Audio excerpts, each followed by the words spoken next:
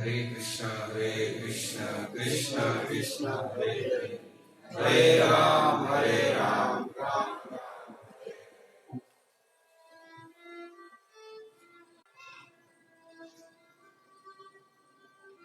યુધિષ્ઠિરને દુઃખ આપવા માટે મહાધનુર્ધર દુર્યોધન દ્વૈત વનની અંદર જાય છે. એમને 13 વર્ષનો વનવાસ તો આપ્યો, પણ સાથે સાથે ત્યાં આગળ પણ એને કોઈ પ્રકારનું સુખ ન મળવું જોઈએ, એટલે દુઃખ દેવા માટે એ દ્વૈત વનની અંદર ગયો દુર્યોધન. જે કૂટનીતિ વાળો હોય,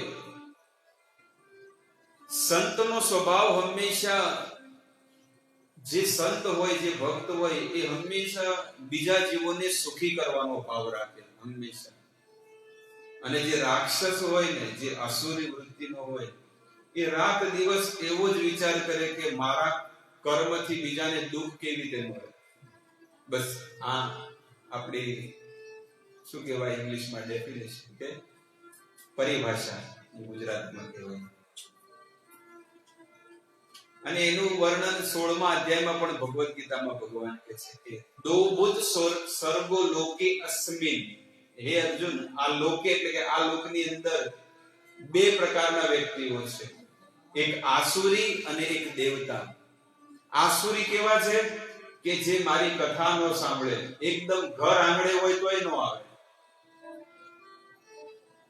ઘર આંગણે પણ બેઠા હોય ભગવાનની કથા, પણ એ જીવ આવી ન શકે, તો ભગવાન કહે છે કે એના હૃદયની અંદર આસુરી વૃત્તિ છે. દો બુદ્ધ સર્ગો લોકે અસ્મિન દેવ આસુર એવચ. દેવ એટલે કે દેવતાઓની વૃત્તિ વાળા પણ હોય છે, આસુર એટલે કે આસુરી વૃત્તિ વાળા હોય છે. અને લગભગ આસુરી વૃત્તિ વાળા બહુ બધા છે આ સંસારમાં. આસુરી વૃત્તિ વાળા માણસો બહુ બધા છે, જે ભગવાનથી ઈર્ષ્યા કરે, માણસોથી ઈર્ષ્યા કરે, કોઈ સુખ મનથી વિચાર કરતો જ હોય કે હું બીજાને કેવી રીતે દુઃખ આપું. દરેક જીવાત્મા એમ જ વિચાર કરે કે દુઃખ કેવી રીતે આપું.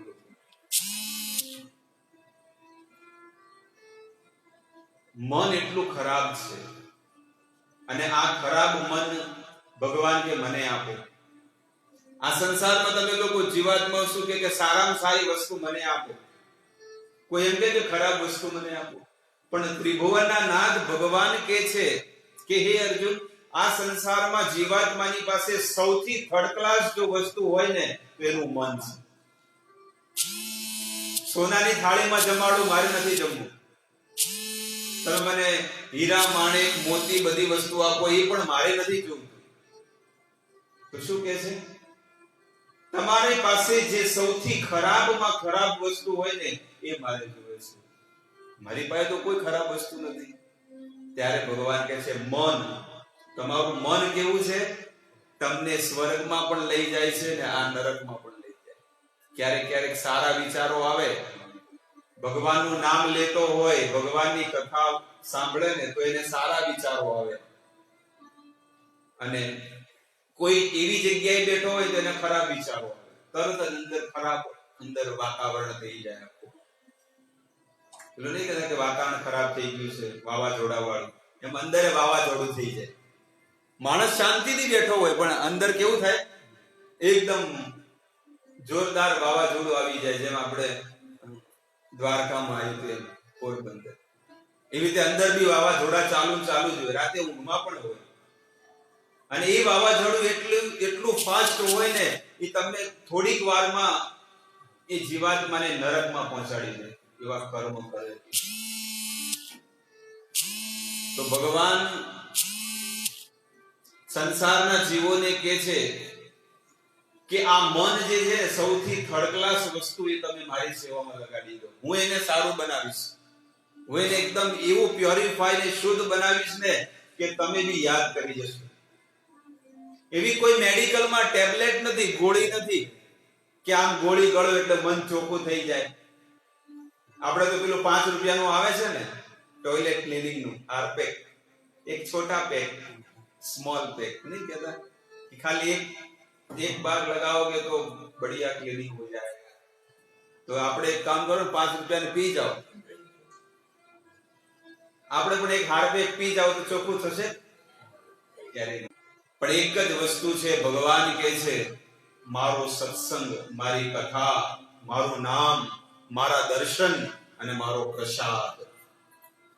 પ્રસાદે સર્વ દુઃખાનામ હાનિ રસ ઉપજાયતે। બીજા અધ્યાયમાં ભગવાન કહે છે કે જો કોઈ મારો ભગવત પ્રસાદ પણ ખાય ને તો એ સમસ્ત પાપમાંથી મુક્ત થઈ જાય અને એનું મન છે ને પવિત્ર બની જાય। આજે જગન્નાથપુરીમાં જેટલા લોકો રે પુરીમાં, કયો વ્યક્તિ ભગવાનનું નામ લે છે? બસ એ સિંહ દ્વાર પર મંદિરના ગેટ ઉપર બેસીને બસ ભગવાનનો પ્રસાદ ખાય, બીજું કઈ નહીં। અને આ જીવન શું કર્યું છે? જગન્નાથજીનો મહાપ્રસાદ ખાધો છે બસ। અને પ્રસાદ ખાઈને એ ભગવત ધામ પ્રાપ્ત કરી શકે છે। પણ આપણે તો કળિયુગી જીવ, આપણે તો ભગવાનનો પ્રસાદ કોણ ખાય? લોકો પાપ જ ખાય છે। લગ્નમાં પાપ ખાય, હોટલમાં પાપ ખાય, પાર્ટીમાં પાપ ખાય, ઘરે પાપ ખાય। જે બી વ્યક્તિ જુઓ અત્યારે, જે લોકો જમીને બેઠા હોય એ વ્યક્તિ પાપ જ ખાય છે, કારણ કે શાસ્ત્ર અનુસાર નથી। જે વ્યક્તિ ભગવાનને અર્પણ નથી કરતો, કે ચોખ્ખું ગીતામાં ભગવાન કહે છે કે પાપ ખાય છે જીવાત્મા। તો 40 વર્ષથી, 20 વર્ષથી, 30 વર્ષથી જેટલું ખાધું, જેટલા ટન ખટારાના ખટારા ભરીને દાળ ભાત ખાઈ ગયા, આપણે એવરેજ ગણો તો 30 વર્ષમાં એક ટેન્કર ભરીને વધારે ખાધું હશે। કેટલી બોરીઓ ખાલી કરી દીધી, પણ ભગવાનને અર્પણ નથી કર્યું એક વખતે નહીં। કમસે કમ એક વ્યક્તિ કમસે કમ 1000 કિલો રસ ખાઈ ગયો હશે કેરીનો આટલા વર્ષોમાં। એવરેજ કરો તો રોજનો છે ને 200 ગ્રામ તો ખાય, એટલે 2 મહિના પાકી કેરીઓ લાવીને ખાય। થોડી વલસાડની ખાઈ લો, થોડી રત્નાગીરીની ખાઈ લો, બધી મંગાવે, જુનાગઢની મંગાવે, રાજાપુરી, હાપુસ ને જે પણ મળે બધી ખાઈ લે, બધો ટેસ્ટ લઈ લે। તો કેટલો ખાધો કેરીનો રસ, કેટલો ખાધો? એક ગ્લાસમાં 200 ગ્રામ બાસુંદી આવે તો આપણે કેટલા કિલો બાસુંદી ખાઈ ગયા, પણ તોય શુદ્ધ બન્યા? પાપનો કોથળો બન્યો છે। શરીર બનાવી કેટલા બનાયા છે? આવી ભક્તિ નો બનાવી। ખાઈને ચલો કે ભક્તિમાં આગળ વધે તો સારું, પણ ખાઈને જમીન ઉપર ભાર વધાર્યો। માણસે શું કર્યું? ખાઈને પાપ વધાર્યો, ભાર વધાર્યો। પાપ ભૂમિ કે ભારી। માણસો ખાઈને પાપ કરે છે અને પાપ કરીને આ ધરતી પર પાપ વધારે છે। મોટા રોડ ખોદીને બ્રિજ બનાવે ને તો એનો ભાર મને સહન એનું તો સહન થઈ જાય। મોટા મોલ બનાવે છે તો એ વજન હું સહન કરું, અને મારામાં ડ્રીલ મશીન નાખીને બોરિંગ કરે અને પાણી કાઢે ધરતીમાં। આ ધરતી માતાની અંદર પેટ્રોલ, ડીઝલ, ખનીજ, કેરોસીન, કેટલી પ્રકારની વસ્તુઓ ખાડા ખોદીને કરે છે। તો એને દર્દ એટલે દુઃખ નહીં થતું હોય? ઘણા લોકો એમ કે લાવો ને આપણો હાથ કાપો ને, કરે છે? દાઢ કઢાવીએ કેમ 2-4 ઇન્જેક્શન ઠપાઠપ ઠોકી દે, અને પછી ઓલો ડોક્ટર ખેંચીને દાઢ કાઢે કે ના, એમને ઇન્જેક્શન વગર કાઢો। જોયું? તો ધરતી માં એ સાક્ષાત દેવી છે। 2 ઘડી માટે ક્યારેક આપણે વિચાર કર્યો કે એને શું થતું હશે? તો એ માં કહે છે કે મારા દીકરાઓ છે, એને પાણીની જરૂર હશે, ભલે ખાડા ખોદે, 100 ફૂટ, 200 ફૂટ। કે આપણે અહીંયા ડ્રીલ મશીન કરો ને, ક્યારેક એને વેદના નહીં થતી હોય? 2 ઘડી માટે જો આપણે સજ્જન વ્યક્તિ હોય, મનુષ્ય હોય, તો આપણે 2 ઘડી માટે વિચાર કરો કે એને દુઃખ, આપણને દુઃખ થાય છે, એને નહીં થાય? થોડું ખાલી બ્લેડ વાગી હોય ને, ક્યાંય પણ ચાકુ વાગી હોય તો કેટલું માણસ કેટલો સિરિયસ બની જાય। બોલો, ખાટલામાંથી ઊભા જ ન થાય, મારે તો લાગ્યું છે એટલે હું રસોડામાં નહીં જાઉં, બહાનું તો મળી જ જાય। પણ ધરતી માતા એવું ક્યારે નહીં। મોટા ટાવર બનાવે, 150 માળના, 200 માળના બિલ્ડિંગો બનાવે, એવા અફલાતુન અને ઈ વજન કે હું સહન કરી લઉં, પણ આ માણસો જે પાપ કરે છે ને, હે બ્રહ્મા, હે શિવ, હે વિષ્ણુ, એ પાપ મારાથી સહન નથી થતું. અને પાપ કરે કાઈ વાંધો નથી, પાપ કરતા હોય તો એની મને ના નથી, પણ સાથે સાથે જો પ્રભુનું ભજન કરે, સત્સંગ કરે, ભગવાનનું નામ લે, તો એના પાપ બળીને ભસ્મ થઈ જાય. પણ તોય જીવાત્માનું દુર્ભાગ્ય કે એ જીવાત્મા એટલું નથી કરી શકતો, એટલું નથી કરતો. 24 કલાક મળ્યા પણ 24 કલાકમાં 5 મિનિટ નથી કાઢી શકતો. કેટલું એનો પાપ એના કેટલા જીવના ભર્યા હોય, ત્યારે એને ભગવાન તરફ એને રુચિ નથી. દુર્યોધનની દશા આવી જ છે કે દુર્યોધન આસુરી વૃત્તિ વાળો અને જંગલમાં જઈને એ દ્વૈત વનની અંદર પાંડવોને દુઃખ આપવા માટે, કષ્ટ આપવા ગયો. પણ શાસ્ત્ર કહે છે ખાડો ખોદે ભગવાન જ, ભગવાનની પ્રકૃતિ જેવી છે કે એને જ દુઃખ પડે, જે ખાડો ખોદે એ જ પડે. અહીંયા દ્વૈત વનની અંદર જેવો દુર્યોધન, કર્ણ, શકુની આ બધા લોકો ગયા અને ત્યાંના જે દેવતાઓ હતા, ગંધર્વો હતા, એને કિડનેપ કરી નાખ્યા, બાંધી દીધા. હવે શું કરે? દુર્યોધનને બાંધી દીધા. કર્ણએ તો જોયું અને મહેનત કરી, પણ કર્ણને લાગ્યું કે ક્યાંક મને બાંધી નાખશે, તો કર્ણ ભાગી ગયો. સાચો મિત્ર હતો. બોલો, કહેતા હતા ને આપણે કે અમે એક થાળીમાં ખાવા વાળા.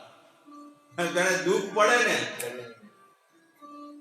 ખોટું કામ કરે, પોલીસ આવે ને તો સીધો ભાગી જાય. હું નતો પીવામાં, હું નતો. બસ આ વસ્તુ છે. પણ અહીંયા કર્ણ પણ એ જ વસ્તુ કરીને દુર્યોધનને બાંધી નાખ્યો. એ કર્ણ એટલો બળશાળી હતો ને એટલો તાકાત વાળો હતો, પણ એ ગંધર્વની સામે એનું કઈ ચાલ્યું નહીં.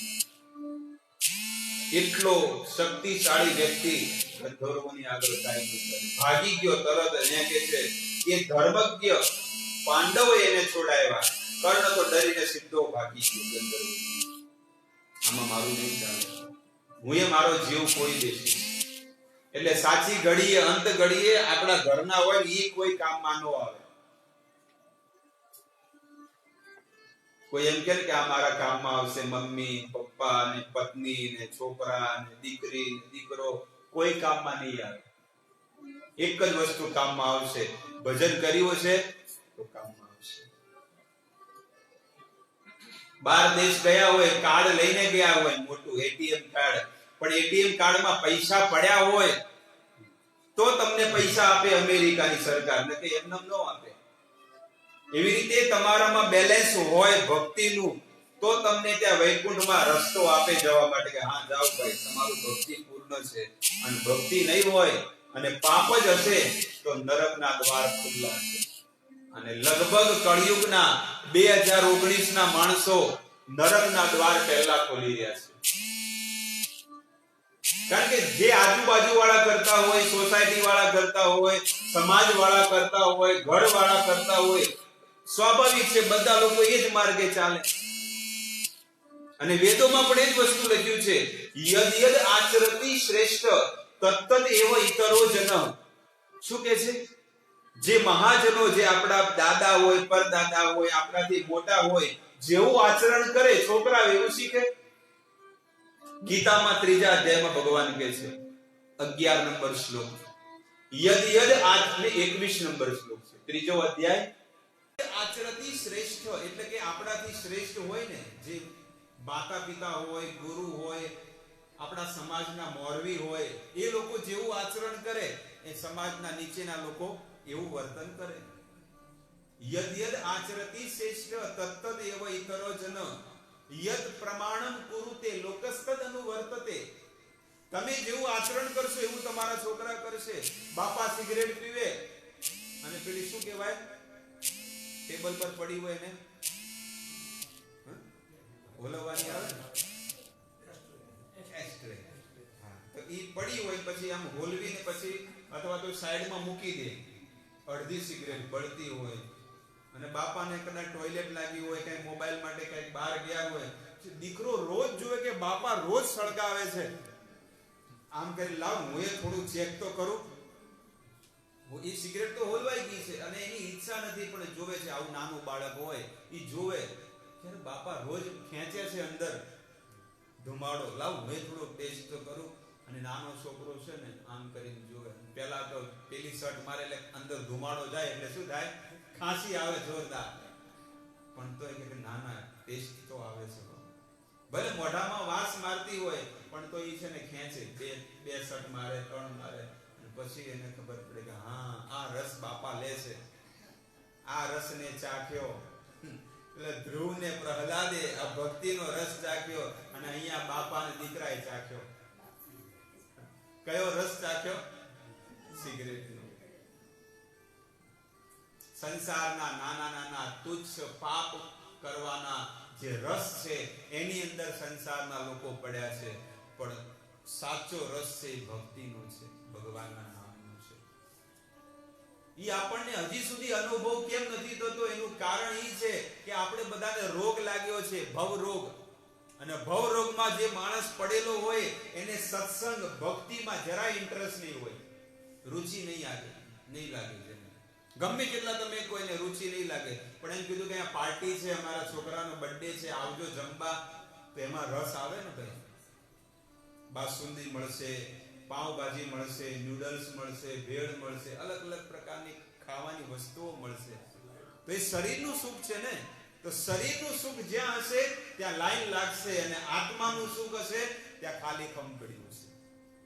કોણે જોયું છે આત્મા ભલે બિચારો અંદર કેદ થઈને બેઠો રહેતો, શરીરને સુખી કરો, શરીરને સુખી કરો. શરીરને ઠંડી હવા આપો, ઠંડીમાં પછી ગરમ હવા આપો, વરસાદમાં ઠંડીમાં સ્વેટર આપો. કેવી કેવી સુવિધાઓ લોકો કરે છે. ભૂખ લાગે એટલે બેસી જાઓ, થાળ પાથરીને આવા દો, વાટકો નહીં, થાળી નહીં, પણ થાળ લઈ. દુર્યોધન એની મતિ એટલી ખરાબ કે બધાને લઈને ગયો પણ બધા પરાજય થઈ ગયા, ભાગી ગયા બધા. ગંધર્વોએ કિડનેપ કરી નાખ્યો તો ત્યાં આગળ 5 પાંડવો આવ્યા, અને 5 પાંડવોમાંથી ખાલી એકલા યુધિષ્ઠિર મહારાજ જ છે ને. યુધિષ્ઠિર મહારાજ ગંધર્વો સાથે યુદ્ધ કર્યું અને ગંધર્વોને પરાજિત કરી નાખ્યા. ગંધર્વો સ્વર્ગમાં ભાગી ગયા અને અહીંયા દુર્યોધનને છોડાવ્યો. જેવા દુર્યોધનને છોડાવ્યો, દુર્યોધન છે ને જીવનમાં પહેલી વાર એને ક્ષમા યાચના માંગી. મહાભારતમાં વર્ણન છે. પહેલી વાર, એક જ વાર જીવનમાં આટલા વર્ષોમાં, કારણ કે જીવ બચાવ્યો છે ને, એટલે શું કરે, ક્ષમા યાચના માંગી, ત્યારે ભાગી ગયો. અને જેવો આવ્યો ગેટ ઉપર જ હસ્તિનાપુરના પહેલા જ બેઠા દાદાજી, 400 વર્ષ પુરાણા. કયા? ભીષ્મ. જે 400 વર્ષની ઉંમર મહાભારતમાં લખેલું છે. અને ભીષ્મ પિતામહ, બેટા ક્યાં જઈને આવ્યો? તું દૈત્યવનમાં ગયો હતો, મેં તને ના નથી પાડી કે તું ન જાત. અહીંયા કે છે, હે રાજન, દુર્યોધન પાછો આવ્યો ત્યારે ભીષ્મ પિતામહે તેને કહ્યું, વત્સ, જ્યારે તું દ્વૈતવનમાં જવા માટે તૈયાર થયો તો ત્યારે મેં તમને કહ્યું તું કે તું તારું દ્વૈતવનમાં જવું ઉચિત નથી, પણ તે મોટાઓની વાત ન માની. કોઈ મોટા લોકો કહેતા હોય ને, એ આપણા હિત માટે પણ કહેતા હોય કે તું આ મત કર, તું બિઝનેસ મત કર, તું અહીંયા લગ્ન મત કર, તું અહીંયા આમ મત કર, ઓલું મત કર. પણ લોકો શું કરે? વિવાહ કરી નાખે. આવા કેટલા પણ કિસ્સાઓ છે.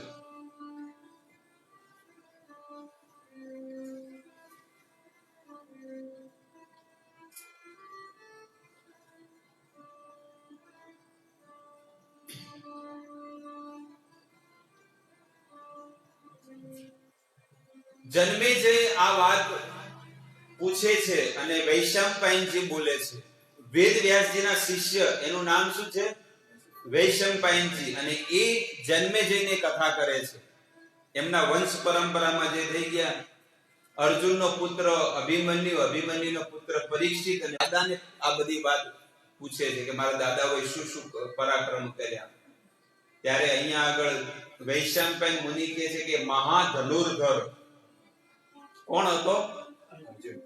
પણ અહીંયા કહે છે કે દુર્યોધનની વાત કરે છે. દુર્યોધન પણ મહા ધનુર્ધર હતો, પણ આજે કેમ એ દુર્યોધનની વાત ન ચાલી? દુર્યોધન કેમ બંધાઈ ગયો? કારણ કે એની અંદર કપટ હતો. એટલે જે માણસ કપટ કરીને જીવન જીવે છે, પોતાના ઘરમાં પણ જો કપટ કરે ને, સ્ત્રી ધર્મના એના જે વ્યવહાર છે અને એ એના વ્યવહાર પ્રમાણે જો એ જીવન ન જીવે ને, તો એને કપટ કહેવાય છે. જે પુરુષ પોતાના ધર્મ પ્રમાણે જો ન રહેતો હોય ને, તો એ પણ કપટ કરી રહ્યો છે. સાસુ સસરા હોય, માતા પિતા હોય, ભાઈ બહેન હોય, જો એ એના ધર્મ પ્રમાણે જો બરાબર ન રહેતો હોય, તો એ કપટ કરી રહ્યો છે. અને કપટનો એના જીવનમાં એને દુઃખ મળશે, જીવને નિશ્ચિત મળશે. મારું નહીં ચાલે, તમારું નહીં ચાલે, સગાવાલાનું નહીં ચાલે, કુટુંબનું કોઈનું નહીં ચાલે, ત્યાં આગળ ધર્મનું ચાલશે. અને ધર્મનું પાલન નથી કર્યું તો એ જીવને ભોગવવું પડશે.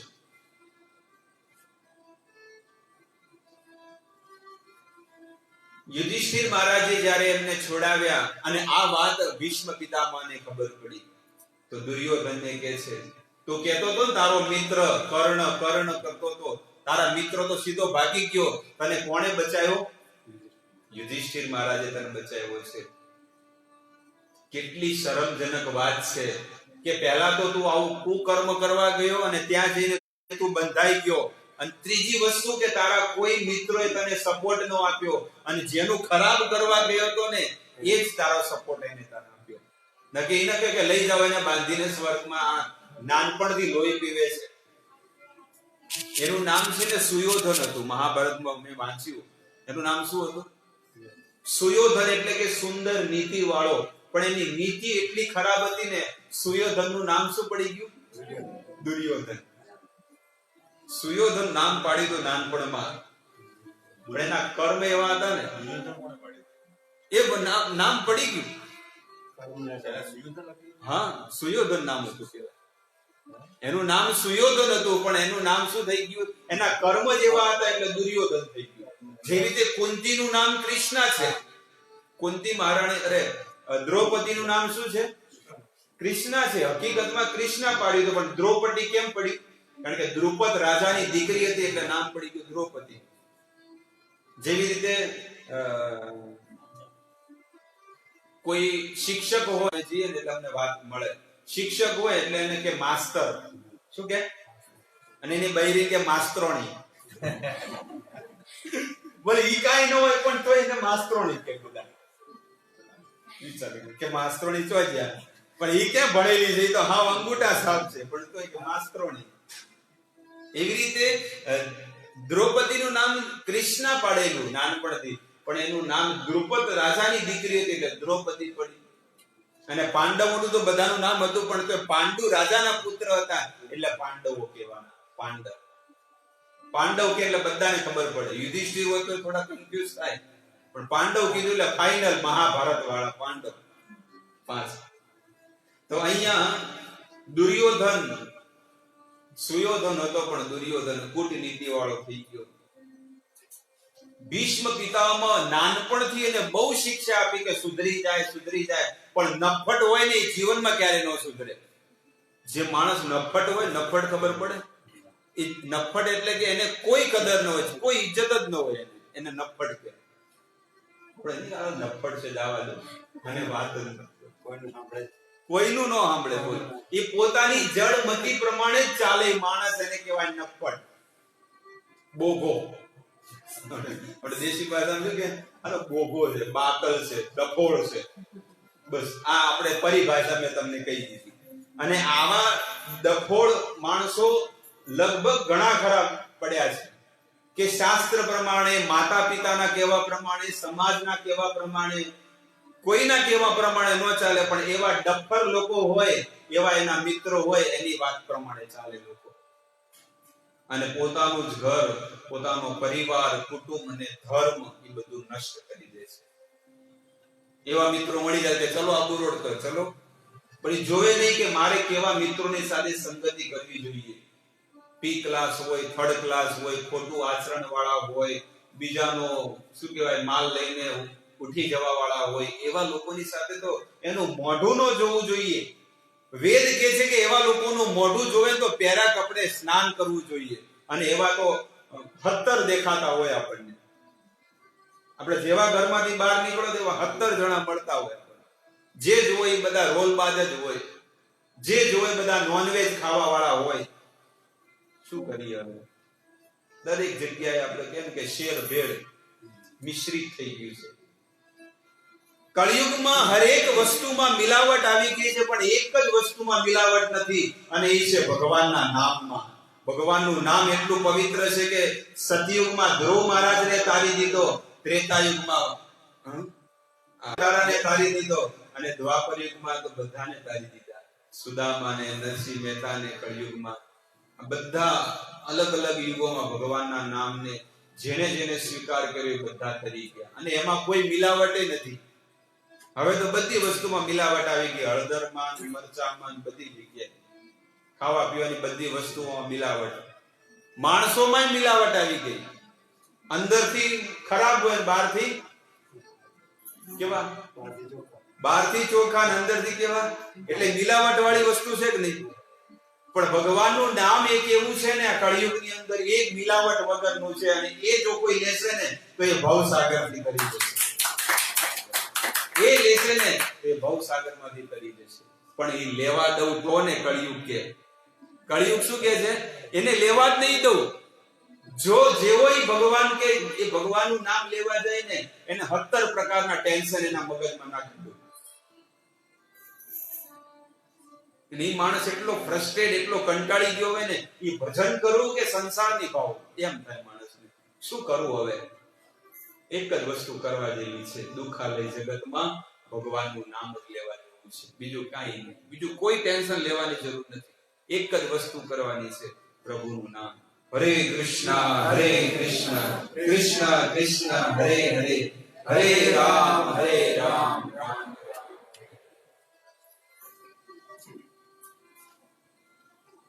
બહુ ખતરનાક કર્ણ હતો. કર્ણ એટલો બધો વિદ્વાન હતો ને શાસ્ત્ર વિદ્યામાં, પણ એટલો મોટો વિદ્વાન પણ છે ને એ ન ચાલ્યો, ભાગી ગયો ડરીને. કેમ ખબર છે? કારણ કે એની અંદર પણ કૂટનીતિ હતી, અને એને અધર્મીનો સાથ આપ્યો દુર્યોધન, એટલે એ ન ચાલ્યો. અને પાંડવોની પાસે કોઈ બળ નહોતું, પણ પાંડવોની પાસે એક વસ્તુ હતી, ધર્મ હતો, એટલે એની વિજય પ્રાપ્તિ થઈ ગઈ. એની વિજય પ્રાપ્તિ. જ્યારે ભીષ્મ પિતામહ દ્વારા આ પ્રમાણે કહેવાથી રાજા દુર્યોધન, જ્યારે દુર્યોધનને બધી વાત કરીને તો બધા લોકો હસીને જતા રહ્યા. દુર્યોધને હસીને, કારણ કે પિતા જે બોલે, દાદા બોલે ને એના વચન પૂરા સાંભળવા જોઈએ. અહીંયા આગળ કહે છે કે દુર્યોધન હસીને પોતાના મામા શકુનીની સાથે ત્યાંથી જતો રહ્યો, અને કર્ણ, દુશાસન વગેરે પણ તેની પાછળ પાછળ જતા. જેવો ગુરુ હોય એવા ચેલા હોય, અને જેવો રાજા હોય એવી પ્રજા મંત્રી હોય.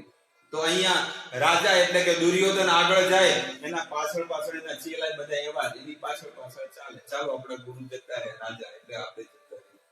હવે ભીષ્મ પિતામાં એક દાદાનો, એક પિતાનો અનાદર કર્યો. ઘણી વખત પ્રજા, આ કળિયુગની પ્રજા એવી છે ને કે મોટા લોકો કહેતા હોય, સારા માટે કહેતા હોય, પણ એ શબ્દોને પોતાના જીવનમાં ઉતારતા નથી, અને એટલે જ એ લોકો દુઃખી થાય છે. આપણે આપણા જીવનમાં ઘણા બધા નિર્ણય લીધા, અને નિર્ણયની અંદર આપણને માર પડી છે, ફટકા પડ્યા છે. એ આપણા જીવનમાં આપણે જોવું તો જોઈ લેજો. માર પડ્યા છે, ફટકા પડ્યા છે. અને પ્રકૃતિથી, ધર્મથી જે વ્યક્તિ વિરુદ્ધ જાય છે ને એ વ્યક્તિને ફટકા જ પડ્યા છે આજ સુધી. જોવું જ જોઈ લેજો. જે ધર્મથી વિરુદ્ધ કરશે ને કે આ ધર્મ, આ અધર્મ છે અને હું કરી રહ્યો છું, અને એમાં હું સક્સેસ જઈ, એક પણ વ્યક્તિ સક્સેસ નહીં જાય. કોઈ એમ કહેતો કે હું અધર્મ કરીને હું સફળ બની જાઉં, ક્યારે નહીં થાય. ધર્મ કરીને સફળ બનશે, પણ અધર્મ કરીને તો ક્યારે નહીં થાય, ક્યારે નહીં. ઘણા લોકો કેવું કરે, હમણાં એક કેસ મેં જોયો કે એક સ્ત્રી 12 દેશ આઉટ ઓફ કન્ટ્રી રહેતી હતી, અને પોતાના ધણીને અહીંયા જ શું કહેવાય પોહલાવીને અહીંયા રાખતી હતી કે તમે અહીંયા રહો, છોકરાને મોટો કરીશ ત્યાં આગળ 12 દેશમાં, અને ત્યાં ભણાવી ગણાવીને મોટો કરીશ. પણ બીજા કોઈ વ્યક્તિ સાથે શું હતું? અફેર, લફડું હતું. અને એ સ્ત્રીએ શું કર્યું? 10 વર્ષ ત્યાં 12 દેશ રહીને હવે છેલ્લે 50 વર્ષની ઉંમર થઈ ત્યારે ડિવોર્સ આપી દીધો પોતાના ધણીને. પોતાના ધણીને શું કર્યું? છૂટાછેડા આપી દીધા. હવે એ છોકરો છે ને 20-21 વર્ષનો છોકરો થઈ ગયો અને હવે શું કરે છે? એ બીજા કોઈ વ્યક્તિ સાથે રહે છે. તો આ શું કર્યું છે એને? પોતાના પતિનો વિશ્વાસ જે હતો ને એ વિશ્વાસને ખોઈ નાખ્યો. અને બીજું ધર્મથી વિરુદ્ધ એને કાર્ય કર્યું, અધર્મ કર્યું. અને શાસ્ત્ર કહે છે કે પોતાના પતિ સિવાય કોઈ પણ સ્ત્રી મનમાં પણ ખોટો વિચાર કરે ને એ સૌથી મોટો અધર્મ કરી દે છે. અને જ્યારે કોઈ પણ જીવને જમડા લેવા આવે છે ને તો 3 જણા લેવા આવે. અત્યારે નહીં આવે હો, અહીંયા ચિંતા નહીં કરતા, તરત અંદર ફટફટ ચાલુ થઈ જાય. અમે મનની વાત કરીએ શરીર ને, હમણાં નહીં આવે, હમણાં કોઈ ચિંતા નહીં કરે. જ્યારે શરીર છૂટશે ત્યારે લાકડે બાળવા લઈ જશે ને આ કોળિયાને, ત્યારે આવશે, હમણાં નહીં આવે. ત્યારે કે છે સપાસ હસ્તાન તીન દ્રષ્ટવા. અહીંયા ધ્યાન આપો બધા. ઉર્ધ્વ રોમણ નભો બાહુ. એક મનસા, વાચા અને કર્મણા. જે મનથી પાપ કરે, જે મોબાઈલ પિક્ચરો જોવે, ખોટા ખોટા દ્રશ્ય જોવે છે, તો એ શું છે? ઇન્દ્રિયોથી પાપ કરે છે. આ કાન મળ્યા છે પણ કાનથી શું કરે? ફિલ્મના ગીતો સાંભળે. પિક્ચરના ગીતો માટે મળ્યા છે કાન? ના, પણ પિક્ચરના ગીતો સાંભળે છે, ડાયલોગો સાંભળે, એક્શન મૂવી ને આ ઓલું આ બધું આ કાનથી શું કરે છે? એ વસ્તુને સાંભળે. અને એ જ્યારે ભગવાનનું આપેલું શરીર એ જ્યારે ખોટી જગ્યાએ વાપરે જીવાત્મા, તો પછી એને દંડ તો મળવાનો જ છે.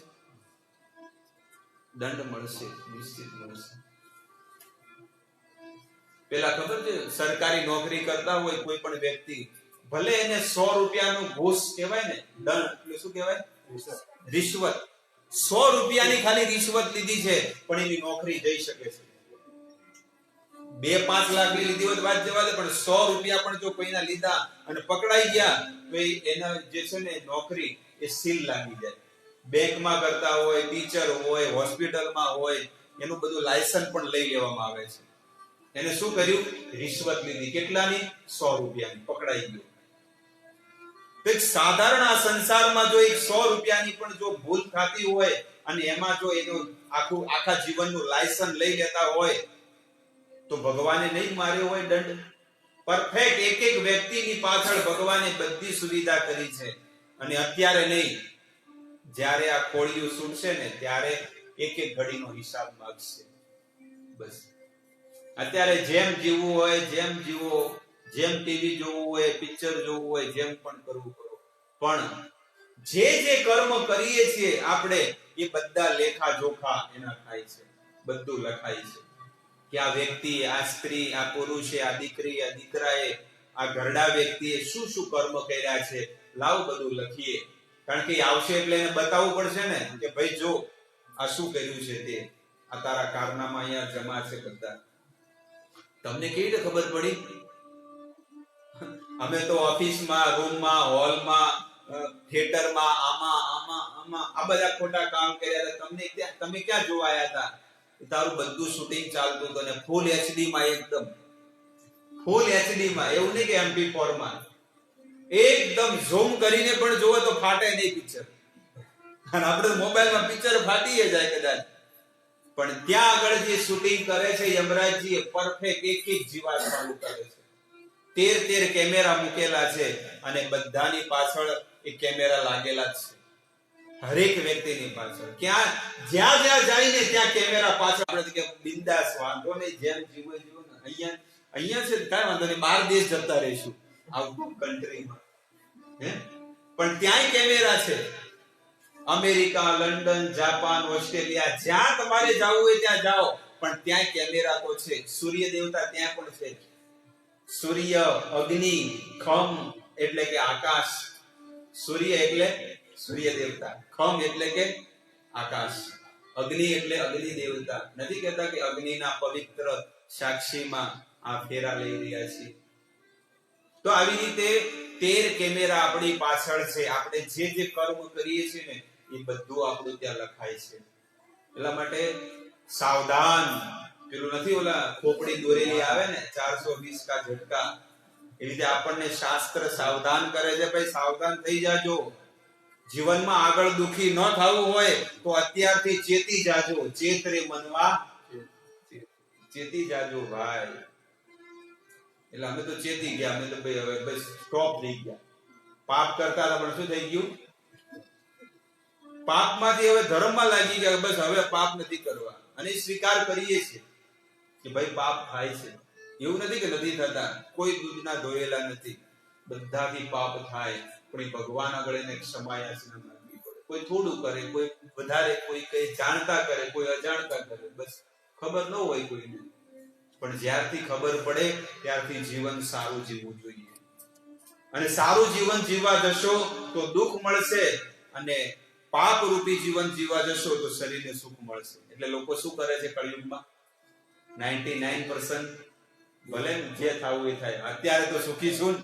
બસ અત્યારે બંગલા છે, ગાડીઓ છે, બેંક બેલેન્સ છે, પ્રોપર્ટી છે, સારો બિઝનેસ છે. બીજું શું જોવે છે? મર્યા પછી કોને? તમે જુઓ મોટા મોટા Ahmedabad, Gandhinagar, Baroda, Surat, Mumbai, Walkeshwar, America, London, Japan અને હવે મંગળ પર પહોંચ્યા. બધા એકથી એક વ્યક્તિ અત્યારે પાપ કરી રહ્યા છે. તો શાસ્ત્રનું કેવું માનવું જોઈએ? શાસ્ત્રની વાત પૂરી માનવી જોઈએ. હમણાં નો કીધું કે ભીષ્મ પિતામાં સૌથી શ્રેષ્ઠ વ્યક્તિ હતા, અને એ ડગલે ને પગલે દુર્યોધનને સમજાવવા જતા, પણ અડધી વાત સાંભળે ને અડધી. એવી રીતે શાસ્ત્ર આપણી માતા છે, અને શાસ્ત્ર આપણને શીખવાડે છે કે તમારે કેવી રીતે જીવન જીવવું જોઈએ. પણ આપણે શું કરીએ? સત્સંગમાં સારું લાગે લઈએ, ને ખોટું લાગે આ તો મારા કામનું નથી. હજી તો વાર છે.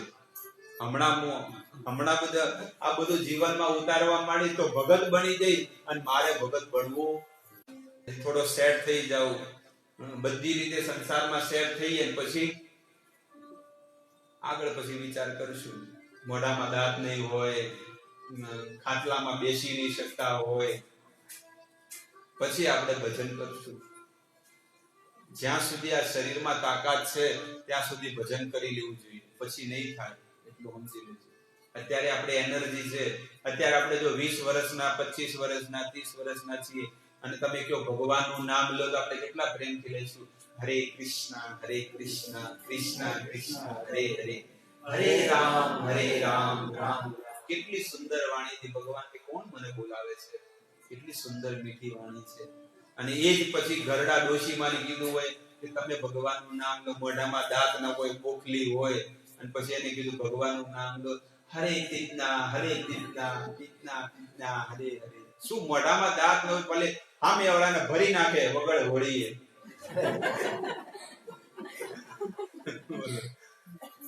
શું કરવાનું છે? ઘરડો વ્યક્તિ શું કરવાનો છે? હમણાં નહીં તો ઘરડા થશું એટલે ભજન કરશું. પણ જો બર્દ તેજ બધિરતામ, કાન સાંભળવાનું બંધ કરી દેશે, આ આંખ જોવાનું બંધ કરી દેશે.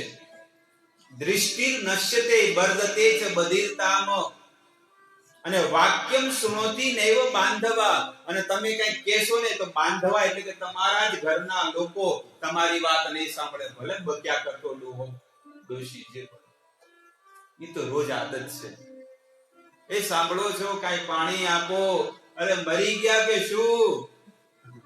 કેટલા લોકો બૂમ મારે. લો બાજુવાળા આખી સોસાયટીમાં સંભળાય, પણ ઘરમાં રહેવા વાળી દીકરી કે વહુ કે દીકરો એને ન સંભળાય. એ તો બક્યા કરે. ભલે જ બકતા, રોજની આદત છે. આ સંસ્કૃતમાં લખેલું છે એટલા માટે કહું છું ને, એ થાય છે જીવનમાં, અને પહેલેથી લખેલું છે. અત્યારે તો કઈ લખ્યું નથી. વેદવ્યાસ મહારાજ 2019 માં આયા, પછી આ બધાને જોયું એટલે કે લાવ હવે લખું. આ પહેલેથી લખેલું છે, અને બધી વસ્તુ સાચી થાય છે, અને આપણી સાથે વસ્તુ બનવાની છે. એટલું સમજી લેજો. જો ભજન નહીં કરીએ તો. એટલા માટે કહે છે કે 50 થાય એટલે સંન્યાસ. કેટલા? 50 થાય એટલે ભાગી જવું જોઈએ ઘર છોડી.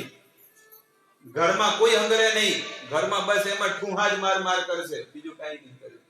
બે ભાર છે, ભાર, વજન.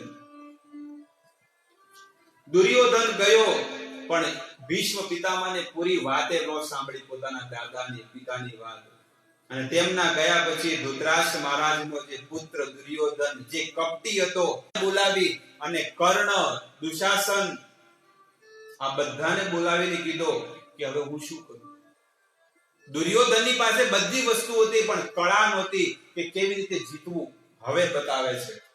કર્ણ કહે છે કે હે મારા મિત્ર, હું તને કંઈક કહેવા માંગુ છું, બોલ. કર્ણ શું કહે છે? જ્યારે જોઉં ત્યારે આ તારા દાદા કર્ણ, ભીષ્મ પિતામહ, જ્યારે જોઉં ત્યારે તારી નિંદા કરે પછી મારી નિંદા કરે અને મને સહન થતું નથી. આ સંસારમાં જો કોઈના ગુણ ગાય ને તો લોકોને મજા આવે, ને કોઈને થોડી કે કંઈક વાકું કે તેને સહન ન થાય. અહીંયા કર્ણની દશા આ જ છે. હું કોઈનું સહન કરતો નથી. અરે જીવનમાં સહન જે કરે ને એને જ પ્રભુ મળે છે. એ જ વ્યક્તિ આ દુખાલય જગતમાંથી પાર થાય છે.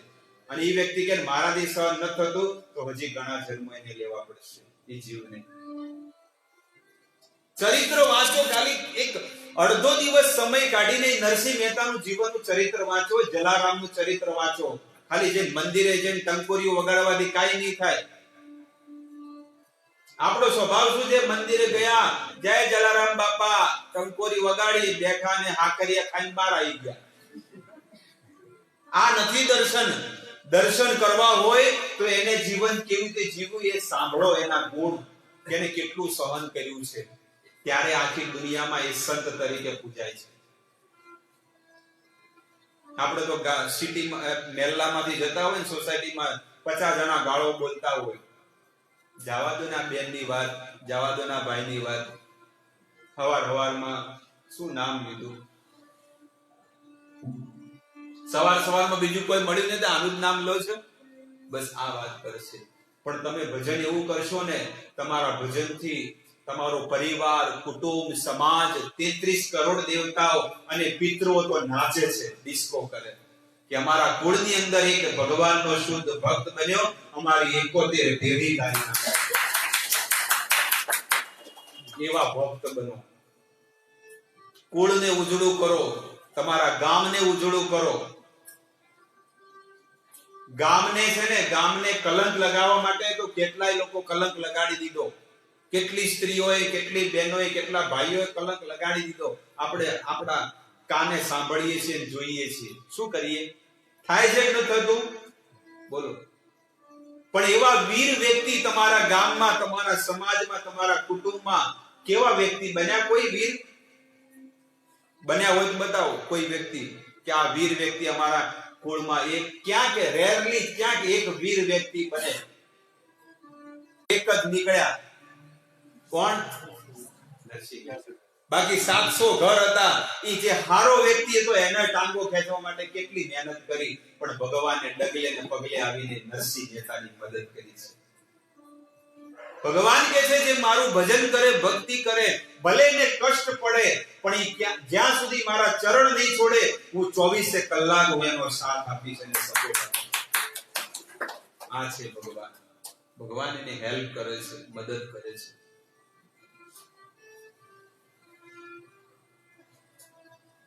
દુર્યોધન કહે છે કે હે મિત્ર, તારી તું જે વાત કરે છે ઈ મને બહુ ખચકે છે અંદર, કે દાદાથી અમને આ બધું સંભળાવે છે. અમને શું સંભળાવતા હોય? હું તો રાજા છું હસ્તિનાપુરનો. પણ ત્યારે એ દુર્યોધન હસ્તિનાપુરનો એકલાનો જ રાજા હતો, આખી પૃથ્વીનો નહોતો. કર્ણએ કીધું કે મારામાં એટલી તાકાત છે ને, હું આખી પૃથ્વી જીતીને આવીશ, પણ મારી પાસે સેના નથી અને હું તારું હિત કરવા માંગુ છું. આજે છેલ્લી ઘડી સુધી કર્ણનો કેમ ઋણી બન્યો? ધ્યાન નહીં આપો બધા. આ બહુ સુંદર વાત છે મહાભારતની. અને મન ગમે જેટલું ભલે ક્યાંય ભટકતું હોય પણ અહીંયા તમે મન લગાડો. આ સુંદર વાત છે. ફરીથી હું તમને કહું છું, મન લગાડીને સાંભળો. દુર્યોધન છેલ્લી ઘડી સુધી કેમ કર્ણનો સાથ આપ્યો? શા માટે? કારણ કે આખી પૃથ્વી એને જીતીને આપી હતી. એટલે હવે આવશે એ વાત.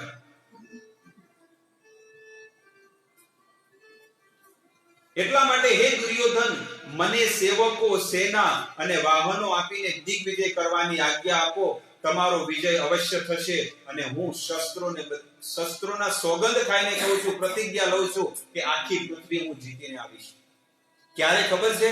જ્યારે પાંડવોને 12 વર્ષનો વનવાસ થયો ને, એ સમયની આ વાત છે. અને કર્ણ એકલો જ ગયો. અને કર્ણના આ શબ્દો સાંભળીને દુર્યોધનને અત્યંત પ્રેમ થયો કર્ણની પ્રત્યે કે હે કર્ણ, મારો સાચો મિત્ર તું છે. જ્યાં હું તને આજ્ઞા આપું છું, આદેશ આપું છું, વચન આપું છું, બધા સૈનિકો, સેનાઓ, મંત્રીઓ બધું એને આપી દીધું કે જા અને બધે વિજય કર. હે વીર કર્ણ, તમે હંમેશા મારા હિતમાં જ પ્રવૃત્ત રહો છો. આવા મિત્ર કે હંમેશા એને અધોગતિમાં નાખવા વાળો, પણ તો એને કહે કે તું મારું હિત કરે છે. જો તમને ખાતરી છે કે હું યુદ્ધમાં અવશ્ય શત્રુઓને પરાસ્ત કરીશ, તો હું તને આદેશ આપું છું કે જા.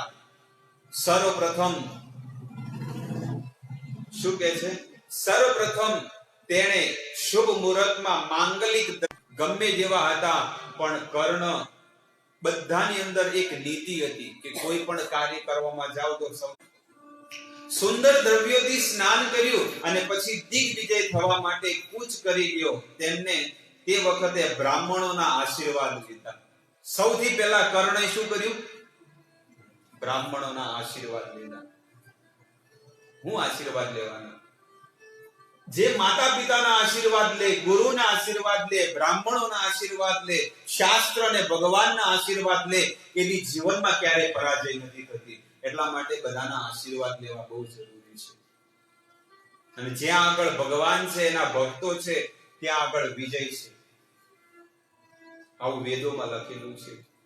યત્ર યોગેશ્વર કૃષ્ણ યત્ર પાર્થ ધનુર્ધરઃ તત્ર શ્રી વિજયો ધ્રુતિ ધ્રુવા નીતિર મતિર મમઃ. સંજય ધૃતરાષ્ટ્ર મહારાજને કહે છે કે જ્યાં આગળ ધર્મ, ભગવાન છે ધર્મ રૂપી, અને જ્યાં આગળ ભગવાનના શુદ્ધ ભક્તો છે, ત્યાં આગળ શું છે? તત્ર શ્રી, ત્યાં આગળ લક્ષ્મીજી આરોપે છે.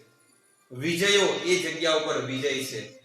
ધ્રુવા નીતિર મતિર મમ. આ ગીતાનો એન્ડ કરતા હે ધૃતરાષ્ટ્ર મહારાજ, હું તમને કહું છું, છેલ્લી વાત, તમારા દીકરાઓનો અંત છે અને પાંડવોની વિજય છે. કેમ? કારણ કે પાંડવોની સાથે કોણ છે? ભગવાન છે. કઈ કર્યું તું? ભગવાને કઈ કર્યું હોય તો મને કયો. ખાલી એક રથનું પૈડું જ ઉપાડ્યું તું, માર્યું નતું. આખા મહાભારતમાં તમારે ચેક કરવાની છે, છૂટ છે. ભગવાને કાંઈ નહોતું કર્યું. ભગવાને જે વચન લીધું હતું કે હું શસ્ત્ર નહીં ઉપાડું, તેને વચનનું પાલન કર્યું. ભલે ઉપાડી, પણ માર્યું નતું કઈ. અને એટલો ભગવાનને ક્રોધ આવ્યો કે મારા ભક્તની ઉપર તું બાણ મારે છે. ભીષ્મ પિતામહને કીધું. અને રથનું પૈડું હતું ને, એ લઈને સીધું મારવા જાય છે. અર્જુન ચરણોમાં પડી ગયો, તમે વચન લીધું છે.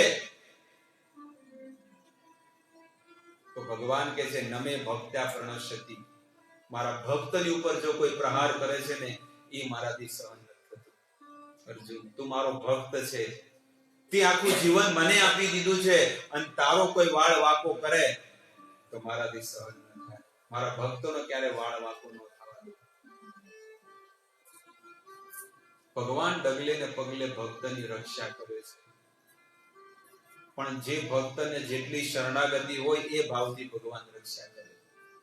હમ તો સબ ભગવાન કો પ્રેમ કરકે, પણ કેટલા વાગે ઉઠું છું કે 10 વાગે ઉઠું, 8 વાગે ઉઠું. 4 વાગે ઉઠવા વાળા બહુ ઓછા હોય. 4 વાગે ઉઠવા વાળા બહુ ઓછા હોય. કે ખરા બધાય ઉપરથી ભગવાનને હું બહુ પ્રેમ કરું પ્રભુજી. કેટલા વાગે ઉઠું? 8 વાગે ઉઠું. તો શું પ્રેમ કરો? તગારું. ભગવાન કે જો સોવત હે વો ખોવત હે, જો જાગત હે વો પાવત હે. જે વહેલો જાગે એ કઈક પ્રાપ્ત કરે. અંગોરી હોય થોડો કઈ એને કઈ મળે. જે ચકોર કહેવાય, જે ભગવાનનું ભક્ત હોય, પરોડિયામાં આખો સંસાર સુતેલો છે. ક્યારેક જાગજો એલાર્મ રાખીને, ભલે પછી જોકા ખાતા હોય. ભગવાનનું નામ લેતા, અમે મંદિરોમાં અમે જોયેલા છે, બિચારા કેટલી મહેનત કરે ભક્તો. 3 વાગે, 3:30 વાગે, 4 વાગે ઊભા થઈ જવું, એટલે રાત્રે 12 વાગે પ્રચાર કરવા ગયા હોય, સત્સંગ કરવા ગયા હોય, અને તોય 3 વાગે 4 વાગે જાગી જાય, અને જાગીને નાઈ ધોઈને માળા કરે બિચારા, પણ અંધારું હોય એટલે શું કરે? હરે કૃષ્ણ, હરે કૃષ્ણ.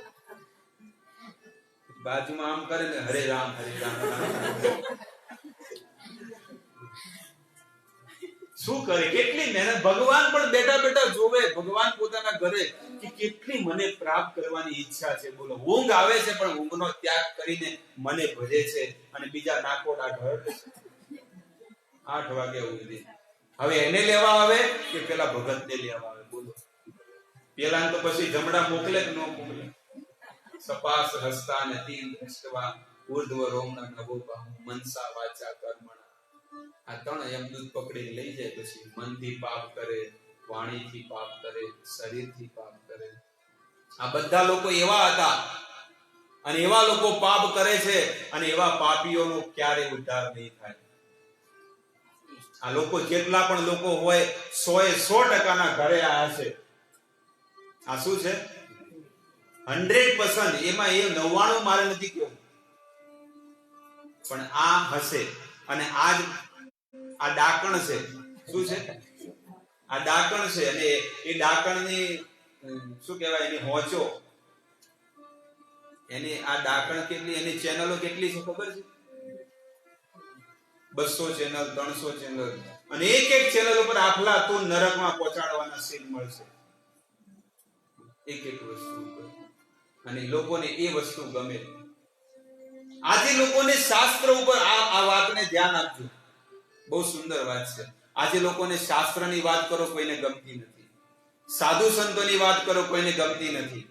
ભગવાનની વાત કરો, કોઈને શાહરુખ ખાન હોય, સલમાન ખાન હોય, અને એ જો બોલતો હોય ને તો બધાને ગમે છે.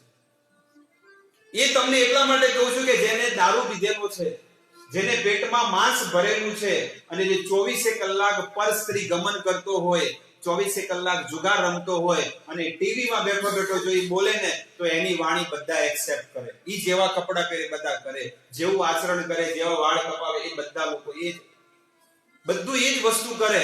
અને એવા લોકોની ઉપર લોકોને વિશ્વાસ છે. બોલો, એક શબ્દ બોલે ને તો એ પોતાના જીવનમાં ઉતારી દેશે. કેટલો મોટો અધર્મ છે. બે ઘડી માટે વિચાર કર્યો કે સાધુ સંતો બધા નિયમનું પાલન કરે છે, પરફેક્ટ જીવન જીવતા હોય, પણ તોય લોકો એની વાત ક્યારેય સ્વીકાર નહીં કરે. અને જે પાપ કરતા હોય એ ટીવીમાં ખાલી એક શબ્દ બોલ્યા હોય તો લોકો કે આવો મોબાઈલ લાવો તો એવો લાવી દેશે, બીજા દિવસે આવી જાય. खाली पेलो शाहरुख खान बैठो बैठो एम विचार करे ने, तुमने ये कलर नहीं लगाया अपने घर में तो तुम्हारा जीवन बेकार. तो जैन सीधो ये ओलो उखाड़ी नाखे ने एशियन पेंट लगाड़े. कोने कीधुं छे? एशियन पेंट वाळा નથી કીધું, પણ કોને કીધું? શાહરુખ ખાને કીધું. એ આવીને ટીવી માં કીધું, એડવર્ટાઇઝમાં. માધુરી દીક્ષિતે કીધું આમ કે તમે આમ કરો. હેમા માલિનીએ કીધું કે તમે આમ કરો, એક્વાગાર્ડ લાવો આ તો તમારું જીવન સફળ, આરોગ્ય લાવો. શ્રીદેવીએ કીધું તમે આ લક્ષ સાબુ વાપરો. તો એ બધા લોકો એ લક્ષ સાબુ વાળાને કોઈ ઓળખતું નથી. કોને ઓળખે છે બધા? લોકોનું જીવન ચરિત્ર જુઓ. એક હીરો અને હિરોઈન, એનું જીવન ચરિત્ર તમે જુઓ. પેલી મનીષા, શું નામ છે? હા, એ 24 કલાક ફૂલ પેક હોય ત્યારે એ છે ને શૂટિંગ કરી શકે છે. 24 કલાક. અને એ સ્ત્રી જ્યારે પિક્ચરમાં આવે અને જો એ શું કહેવાય કે ન્યૂઝમાં આવે, ગમે તેને જે બોલે ને એ લોકો બધા એ લોકોનું આચરણ કરે છે. જે માંસ ખાતી હોય, જે નશા કરતા હોય, જુગાર રમતા હોય, 24 કલાક સિગરેટ પીતા હોય, પાપ કર્મમાં રહેતા હોય, અને એની વાણીને આજે લોકો એક્સેપ્ટ કરે છે, અને શાસ્ત્ર, ભગવાન અને સાધુ સંતોની વાણીને નકારે છે. તો ભગવાનનો વાક છે, આ માયા ભગવાનની નચાડી રહી છે. અધર્મ તરફ આપણી ઇન્દ્રિયો ઓટોમેટિક જતી રહેશે, અને ધર્મ તરફ પરાણે બધા લોકો કહે છે કે 10 વાગી ગયા, હવે ક્યારે બંધ કર્યો? 10 ને 10 થઈ ગઈ, હજી કેટલી મિનિટ ચાલશે? થોડું હજી ચાલશે, થોડુંક સહન કરો. બીજું શું કહેવાય? તમે થોડાક મોડા આયા ને તો થોડુંક સાંભળો, કારણ કે અઠવાડિયામાં એક વાર તમે આવો લોકોને કે હજી તો ભજન સીન ચુકાવો ન જોવે અને જઈને પછી કાલ બપોરે જોઈ લેશું બાકીનો અડધી સિરિયલ જે કાલ બપોરે આવશે 2:30 વાગે એ જોઈ લેશું. એટલે જાવું ન જોવે કોઈ પણ. બે વસ્તુ લેવી છે, થોડોક સત્સંગે થોડો લઈ લઈએ, થોડું ટીવી જોઈ લે, સંસારની વાત કરી શકીએ. કર્ણ ગયો હસ્તિનાપુરની મોટી સેના સાથે લઈને, એ પ્રથમ એને ચડાઈ ક્યાં આગળ કરી તો કે છે દ્રુપદ રાજાના મહેલમાં. એ રાજ્યની અંદર પહેલી ચડાઈ કરી, દ્રુપદને હરાવીને અધીન કરી નાખ્યા અને એની સેના, એનો કોષ, ખજાનો, સોના દાગીના બધું લઈ લીધું અને ટેક્સ વસૂલી કરવા માંડ્યો કે હું તમને જે કહું એટલું ટેક્સ દેવો પડશે. એના પછી હિમાલય પર્વત ઉપર ચડી ગયો. આ દ્રુપદ રાજા તો પાંચાલ દેશના હતા. ત્યાંથી અમૃતસરની વાત છે અને ત્યાંથી કરતો કરતો છેક હિમાલય ઉપર ચડી ગયો. હિમાલયની પેલી પાર જઈને કે છે કે નેપાળમાં છેક પહોંચી ગયો. મહાભારતમાં કહે છે નેપાળ, મિથિલા એટલે કે જનકપુર, મિથિલાને પણ હરાવી નાખ્યું. મગધ દેશ, કર્કખંડ, આવશીર, યોધ્ય, અહિરક્ષત્ર, કેવલા, મૃતિકાવૃત્તિ, મોહનપત્તન, કોસલા, ત્રિપુરી, આવી રીતે અનક, કેરળ, નીલ, વેણુદારી સુત, આવી રીતે અવંતિકા દેશ એટલે કે વૃષ્ણિ વંશીઓનો જે દેશ હતો ને અવંતિકા દેશ. અવંતિકા એક્સપ્રેસ નથી કહેતા, ટ્રેનનું નામ છે ઉજ્જૈન. હા, એ ઉજ્જૈન. આ બધા જેટલા પણ બધા જે રાજ્યો હતા આખી પૃથ્વી પર, આ પ્રમાણે સંપૂર્ણ પૃથ્વીને પોતાને વશ કરીને જ્યારે ધનુર્ધર કર્ણ હસ્તિનાપુરમાં પ્રવેશ કર્યો, એને ચારે દિશાઓમાં સંપૂર્ણ પૃથ્વીને જીતી નાખી. પૂર્વ, પશ્ચિમ, ઉત્તર અને દક્ષિણ. આ કહે છે કે ચારે ચાર દિશાઓ એને જીતી નાખી. કર્ણ કેટલો તાકાત વાળો હતો. પણ શું થયું? એટલી તાકાત હતી પાંડવો પાસે, પણ આજે કે છે કે એના ચોથા ભાગની એનામાં તાકાત નથી કર્ણની અંદર. ભીષ્મ પિતામહ કહે છે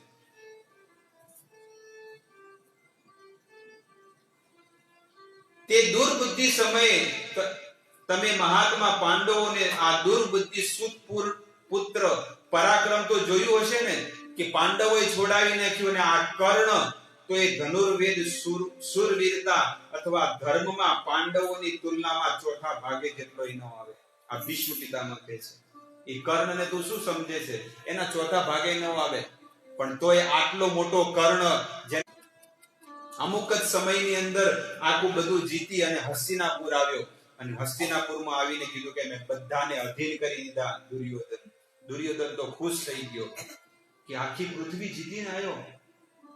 કોઈની પાસે પ્રોપર્ટી હોય પણ એ પ્રોપર્ટીથી બિઝનેસ કેવી રીતે આગળ વધારવામાં એમાં આઈડિયા ન હોય. પણ ઘણા લોકો એવા બુદ્ધિશાળી હોય, એની પાસે પૈસા ન હોય. સમજણ પડી વાતમાં?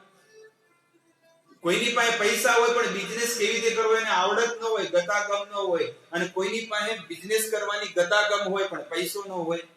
એટલે કર્ણની પાસે આ બધી ગતાગમ હતી અને એને આખી પૃથ્વી જીતી અને દુર્યોધનને આપી. એટલા માટે દુર્યોધન એનો વશીભૂત થઈ ગયો. છેલ્લી ઘડી સુધી કર્ણની વાત એને માની કે આને મને બધું જીતી નાખ્યું છે. ખાલી એકલો હસ્તિનાપુરનો જ રાજા હતો, પૃથ્વીનો નહોતો, પણ હવે બન્યો. આ કર્ણએ આખું બધું જીતી અને પછી દુર્યોધનને આપ્યું કે હે દુર્યોધન, તું મારો મિત્ર છે, આ બધું લઈ લે. આટલું બધું ધન મળ્યું. હવે દુર્યોધન કે છે, હવે શું કે છે? ત્યારે દુર્યોધને પોતાના પુરોહિતોને બોલાવીને તેમને કહ્યું કે હે દ્વિજવર, તમે મારા માટે શાસ્ત્ર અનુસાર વિધિવત રાજસૂય યજ્ઞ શરૂ કરો. દુર્યોધન ગમે જેવો કપટી હતો પણ એ એટલું જાણતો હતો કે પૈસો કમાણા છો તો ધર્મમાં વાપરવું જોઈએ. નકે અહીંયા ન કીધું હોત મહાભારતમાં. અને સૌથી મોટો યજ્ઞ કયો છે? રાજસૂય યજ્ઞ એને કરાયો. પણ રાજસૂય યજ્ઞ કરાવવા જતા હતા ત્યારે પુરોહિતો કેવું કીધું કે હે રાજન, યુધિષ્ઠિરની હયાતીમાં તમે આ યજ્ઞ કરી શકતા નથી. કારણ કે યુધિષ્ઠિર મહારાજ એ રાજા છે, તમે રાજા નથી. અને એ હોય ને ત્યાં સુધી નહીં થાય. તો કે કયું કરીએ? એના સમાન એક બીજો યજ્ઞ છે અને એ યજ્ઞનું નામ છે વૈષ્ણવ યજ્ઞ. એનું નામ મહાભારતમાં વર્ણન છે એ વૈષ્ણવ યજ્ઞ કરો, અને બધાનો આદેશ લીધો. દુર્યોધને પોતાના પિતાનો, દાદાનો, દ્રોણાચાર્યનો બધાને કીધું, અને બધાએ આદેશ આપી દીધો કે આટલું બધું ધન મળ્યું છે, હવે શું કરીએ? આખી પૃથ્વી જીતીને ધન લાવ્યું હોય, સોના, દાગીના, માણેક, તો કે બ્રાહ્મણોમાં વાપરો અને યજ્ઞ કરાવો. ત્યારે સૌથી મોટો યજ્ઞ કરાયો, એને વૈષ્ણવ યજ્ઞ. દુર્યોધન જેવો કપટી પણ જાણતો હતો કે પૈસો જો મળ્યો છે ને તો ધર્મમાં વાપરવો છે, અને એ દુર્યોધનને એ પણ ખબર હતી કે આ યજ્ઞ હું કરીશ તો આ યજ્ઞ ભગવાનને પહોંચશે, તો પણ એને કર્યો. દુર્યોધન જાણતો હતો કે આ યજ્ઞ જે છે ને એ ડાયરેક્ટ ભગવાનને પહોંચશે. જે દ્વારકાધીશ થી ઈર્ષા કરતો હતો એને જ ભોગવાનો હતો, પણ તો એ યજ્ઞ કરતો હતો, કારણ કે ત્યાંથી જ મને પાવર મળશે. અને એમની સાથે ભગવાન શ્રી કૃષ્ણ આવ્યા હતા ને, તો દુર્યોધને બાંધવાની પ્રયાસ કર્યો કે બાંધી નાખું તમને.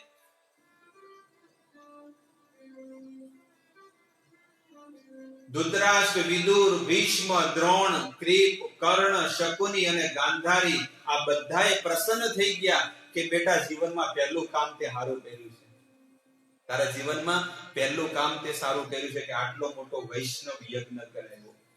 અને યજ્ઞની અંદર બધા સાધુ સંતોને બોલાવ્યા, દેશ વિદેશથી મોટા રાજાઓને આમંત્રણ આપ્યું, અને બધા સાધુ સંતોને સારામાં સારી વીઆઈપી સુવિધા, અને બધાની માટે બધાને દાન આપ્યું, દક્ષિણા આપી, ગાયો આપી. આ બધું દાન મહાભારતમાં લખેલું છે, બધું દુર્યોધને આપ્યું.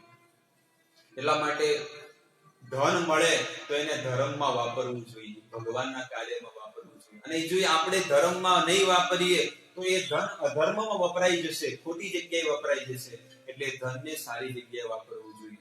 એનો 10મો ભાગ એમાં ભગવાનનો ભાગ છે. આપણે જે પણ કમાતા હોય, 100 કમાતા હોય, એમાં 10 રૂપિયા ભગવાનના છે. 100 કમાઈએ ને તો 10 રૂપિયા ભગવાનનો ભાગ છે, કારણ કે એ ભગવાન આપે છે. તો એને સારા કામમાં, જેવી રીતે જન્માષ્ટમીનો ઉત્સવ છે, આવા મોટા ઉત્સવો સારી રીતે કરવા જોઈએ.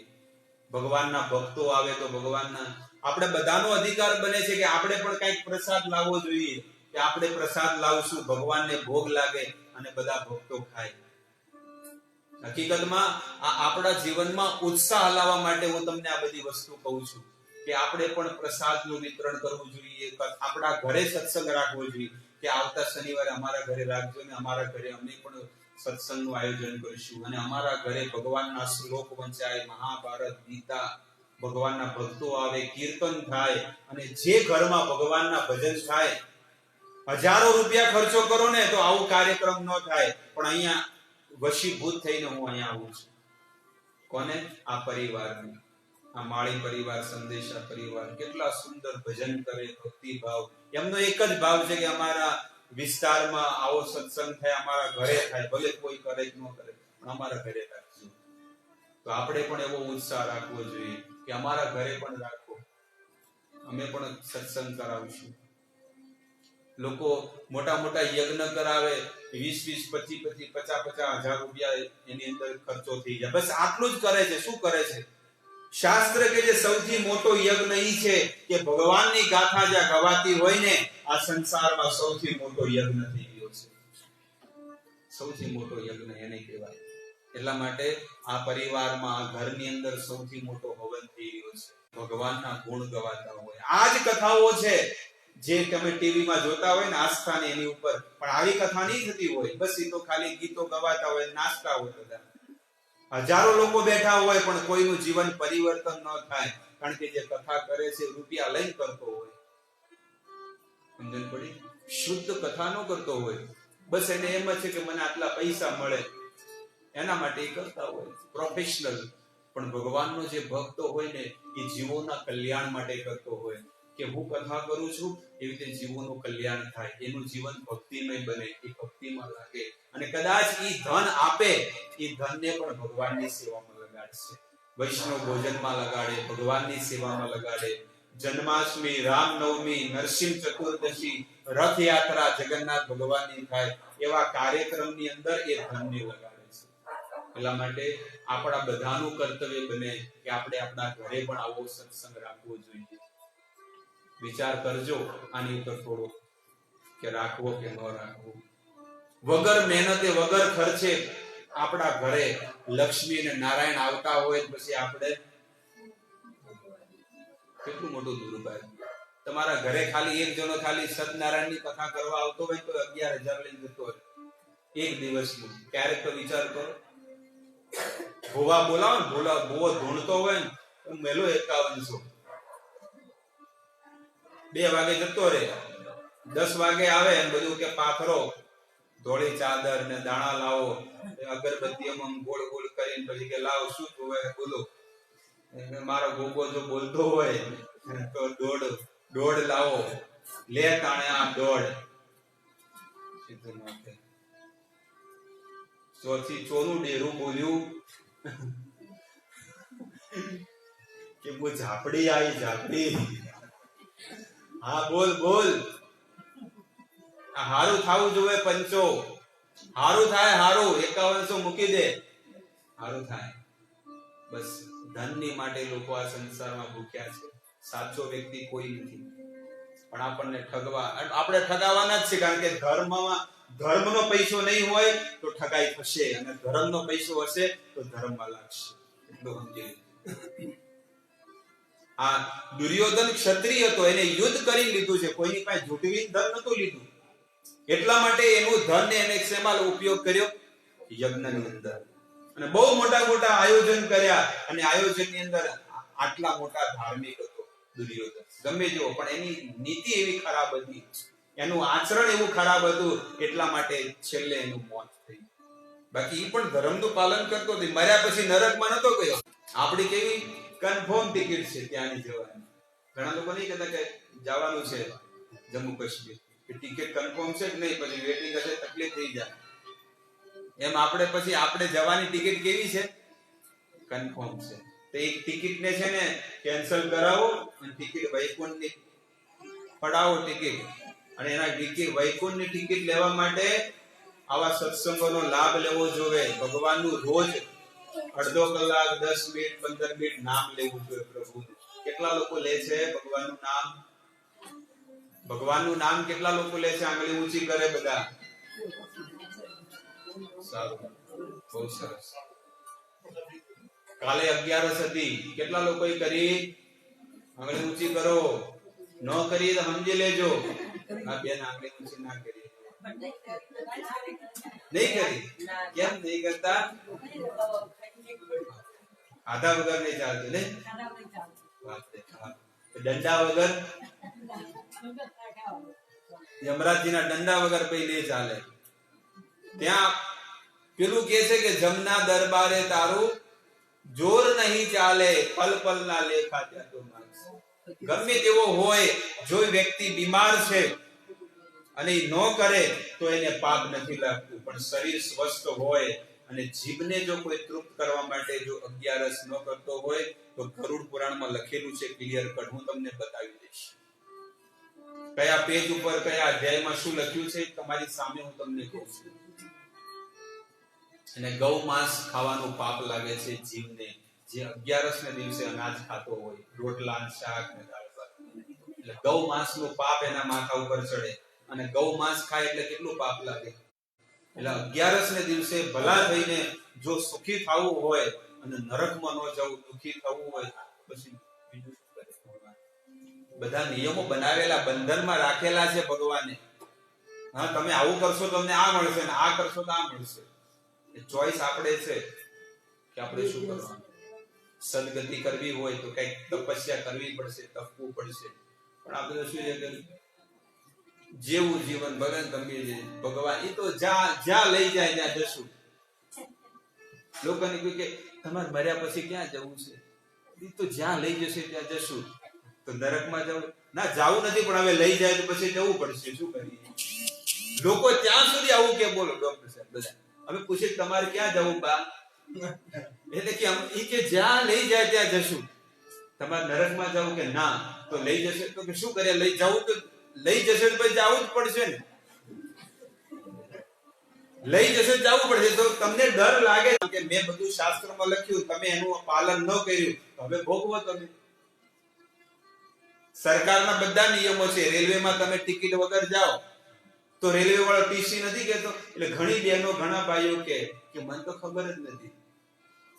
હું હમણાં 15 દિવસ પહેલા હું અમદાવાદ ગયો અને ઓલી જીએસઆરટીસી બસ આવે ને એ બસમાં ગયો. એસી વાળી બીઆરટીએસ એની અંદર હું ગયો તો અંદર ચેકિંગ વાળા અંદર બેઠા. એ કોલેજિયન છોકરી હતી ને કે એને ટિકિટ નો લીધે આગળથી ચડ્યો ને પાછળથી ચડ્યા. હું આગલા સ્ટોપ થી ચડી. ભલે તમે આગલા સ્ટોપ થી ચડ્યા કે ગમે તે, પણ તમે ટિકિટ કેમ ન લીધી? કે મને ખબર જ નથી. વિચાર કરે કે તને કેમ ખબર નથી? આખા દુનિયાને બધાને ખબર છે ટિકિટ લેવી પડે. બોલે આવી વાત કરવા માંડી એની. પછી 100 ને કંઈક 250 રૂપિયા દંડ થતો હતો. છેવટે એની પાસે કે મારી પાસે કાંઈ પૈસા નથી. છેવટે 65 રૂપીસ એની પાસેથી લીધા. હું ઉભો મેં જોયું અને એ દીકરી એમ કે છે કે મને આ વસ્તુની ખબર નથી. ભલે હું તો કહું છું 100% એને ખબર નહીં હોય, પણ એને જાણી તો લેવું પડે ને. આજે નાના છોકરાને પણ ખબર છે કે ટિકિટ લીધા વગર બસમાં આગળ સૌથી આગળ પહોંચી જાય પછી પકડે જ નહીં. તો તમે ટિકિટ તમારી લેવાની ફરજ છે. કંડક્ટરે કીધું ન કીધું.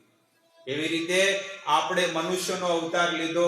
ચાહે ગરડા હોય, જવાન હોય, નાના હોય, મોટા હોય, અમીર હોય, ગરીબ હોય, બ્રાહ્મણ હોય કે શૂદ્ર હોય, બધાની માટે સરખા નિયમો છે. તમારે આવી રીતે જીવન જીવવું જ પડશે. અને નહીં જીવો તો દંડ ભોગવવા માટે તૈયાર થઈ જજો. કેવી રીતે જીવન જીવવાનું છે?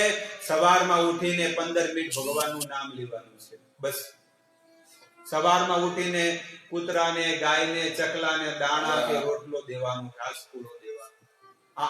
આ કાર્ય કરવાનું છે. બધાને કરવાનું છે. સવારમાં ઉઠીને વહેલા પરોડિયામાં ભગવાનના દર્શન કરવાના છે. જે પણ ખાવ છો એ ભગવાનને ઓફર કરીને, અર્પણ કરીને જમવાનું છે. સમજણ પડી ગઈ વાતમાં? બસ આ નિયમો જ બતાવ્યા. તમારે ફરવું છે તો દ્વારકા જઈ આવો, વૃંદાવન જાઓ. બધી વસ્તુ તમને આપી છે કે એક રસ્તો જાય છે થિયેટરમાં ને એક રસ્તો જાય છે મંદિરમાં. હવે નિર્ણય તમારે કરવાનો છે, થિયેટરમાં જવું છે કે મંદિરમાં. 2 રસ્તા છે. ભગવાને મોકલ્યા છે. કયા રસ્તે? એ થિયેટર વાળો રસ્તો સીધો નરકમાં લઈ જશે અને મંદિર વાળો રસ્તો સીધો વૈકુંઠમાં લઈ જશે. આવી રીતે બધી જગ્યાએ દુર્યોધન બનવું છે કે પછી અર્જુન? બસ આ જ જીવન. આ જે પણ તમને 1 કલાક મેં તમને કથા કરી, કથાનો સાર એક જ છે કે જીવન બને એટલું સારું જીવન જીવો. આ શરીરથી, વાણીથી ક્યારે પણ કોઈને દુઃખ ન મળવું જોઈએ તમારા કાર્યથી. બસ. અને બને એટલું ભજન કરવું જોઈએ. બને એટલું શરીરને તપાવવું જોઈએ. તપાવવાનો અર્થ છે કે આવા જે વ્રતો આવતા હોય ને એ વ્રત કરવા જોઈએ. અને બધા શાસ્ત્રોમાં પુરાવા છે, પ્રમાણ છે કે જે એકાદશીનું વ્રત નથી કરતો, બીજા બધા વ્રત કરતો હોય ને તો એ વ્રત કરવા વાળા જીવને પણ નરકમાં જવું પડે છે. પણ જો એકાદશી તિથિનું વ્રત કરે બીજા બધા કદાચ ન પણ કરતો હોય તો એને પાપ નહીં લાગે. એ ભગવાનનો અધિકારી બનશે. એટલે કેટલાય લોકો તમે જુઓ 1 વર્ષનું 11નું આખું વ્રત કરે અને છેલ્લે પછી ઉજવણી કરે છે. એ કદાચ વૈકુંઠમાં જઈ જશે અને પેલો મોળાગાત વાળો નહીં જાય, જીવંતિકા વાળો નહીં જાય, 16 સોમવાર વાળો નહીં જાય. અમને પડી? એ તો ફરીથી ભટકતો રહેશે. દશામાં દશા સુધારો, પણ સુધારેની હમુટી બગાડશે કે મારું ભજન કરો એના કરતા મારા પ્રભુનું કરો, ભગવાનનું કરો, સ્વામીનું કરો. નરસિંહ મહેતા શિવજીનું કરતા હતા. શિવજી પ્રગટ થઈને કે ખોટો મથી રહ્યો છે, તું મને મારું ભજન કરી રહ્યો, હું તો બીજાનું કઈક ભજન કરું છું. તો કે તમે જેનું કરતા એના દર્શન કરાવો, હું તો કાળિયા ઠાકોરનું કરું છું, દ્વારકાધીશનું કરું છું. ચાલ તને લઈ જાઉં. અને એ જ પંચ મહાભૂત, આ જે શરીર છે ને, આ જ શરીરથી ભગવાનના ધામમાં લઈ ગયા. બોલો, આ શરીરથી આપણે છે ને 2000 ફૂટ ઉપર જશો ને તો આમ ચક્કર આવી જશે. પણ આ જ શરીરથી જનલોક, મહરલોક, સ્વર્ગલોક, તપલોક, સત્યલોક અને બ્રહ્માંડને ફાડીને, વિરજા નદીને તોડીને વૈકુંઠ, સાકેત, દ્વારકા, મથુરા અને એમ કરતા કરતા ગોલોક વૃંદાવન ધામમાં પહોંચી ગયા શિવજી. એક બાર શ્રી બોલે ભંડારી, બન ગયે બ્રજ કી નારી, ગોકુલ में आ गए. એ બ્રજની ગોપી બની ગયા. શિવજી કે મારે પણ ભગવાનના રાસમાં ભાગ લેવો છે. ઈ કે કોઈ પુરુષની આ એન્ટ્રી નથી કે ગોપીઓની એન્ટ્રી છે. જે ગોપી છે એની એન્ટ્રી છે. શિવજી કે કાંઈ વાંધો નહીં, વાઘંબર કાઢ્યું ને ચણિયા ચોળી પહેરી, લિપસ્ટિક લગાવી, બંગડીઓ પહેરી અને સિંદૂર ભર્યો ભગવાનના નામનો, અને પગમાં તોડીઓ પહેરીને ચાલો ચાલ જમ્મુ રે. નરસિંહ મહેતાને લઈ ગયા. નરસિંહ મહેતાને મશાલ પકડવાની આપી દીધી સેવા. આવી રીતે નરસિંહ મહેતાએ અહર્નિશ રીતસર ભગવાનના સાક્ષાત દર્શન કર્યા અને શિવજીએ કરાવ્યા. જે હનુમાનજીનું શિવજીનું જે સાચું ભજન કરતો હશે ને, એ શિવજીને હનુમાનજી એને ભગવાન તરફ વાળી દેશે ઓટોમેટિક, ખબર નહીં પડે. આજે જેને જીવનમાં ભગવાનની ભક્તિ આવી છે ને પૂછો તમે કોનું ભજન. લાખો ને કરોડો જન્મ મૃત્યુના ચક્કરમાં ભટકે છે, અને તમને ભક્તિ મળી તો તમે આનો લાભ લઈ લો, આની કૃપા લઈ લો. બાકી કોઈ મનુષ્ય અવતારમાં આવી ભક્તિ નહીં મળે. આ સનાતન ધર્મ છે. રામનું ભજન કરવું અને કૃષ્ણનું ભજન કરવું એ સનાતન ધર્મ છે. આ સંસ્થા કોઈ ખોટી વસ્તુ નથી શીખવાડતી. ઘરે ઘરે આંગણે બધી જગ્યાએ જઈને એક જ વસ્તુ કહે છે, તમે રામનું ભજન કરો, કૃષ્ણનું ભજન કરો. બસ એ જ શીખવાડે છે. એનું નામ લો, એનો પ્રસાદ ખાઓ, એની 11 કરો અને એની જ કથા સાંભળો. બીજા સંસારના લોકોની મત મળો, નકર દુખી થશો. વચન કડવા છે પણ સત્ય છે, હકીકત છે, અને તમારા જીવનમાં સુખી કરવા વાળા છે. દુર્યોધને અને ભીષ્મ પિતામહની જે મેં તમને આખી કથા કરી, ભલે ગમે જેવો દુર્યોધન હતો પણ એ ભગવાનનો પાર્ષદ હતો. એ માત્ર સંસારના લોકોને બતાવે છે કે એને કેવું કેવું આચરણ કર્યું ને એને છેલ્લે સુધી કેટલું દુઃખ મળ્યું. ભગવાન એવા ભક્તોના જીવનમાં દુઃખ અપાવીને કે છે. કઈ કોઈ દ્વેષી નહોતી, પણ કઈ ભગવાનની ઈચ્છાથી આવું પાત્ર લીધું છે. આજે કોઈ પણ દીકરીનો જન્મ થાય તો આજ સુધી કોઈની દીકરીનું નામ પાડ્યું? કઈ કોઈના દીકરાનું કોઈ નામ પાડ્યું? આજ સુધી એક વ્યક્તિ બતાવો કે મારા દીકરાનું નામ રાવણ છે. બેટા રાવણ છે નહીં, રામ કેવું લાગે પણ એમ.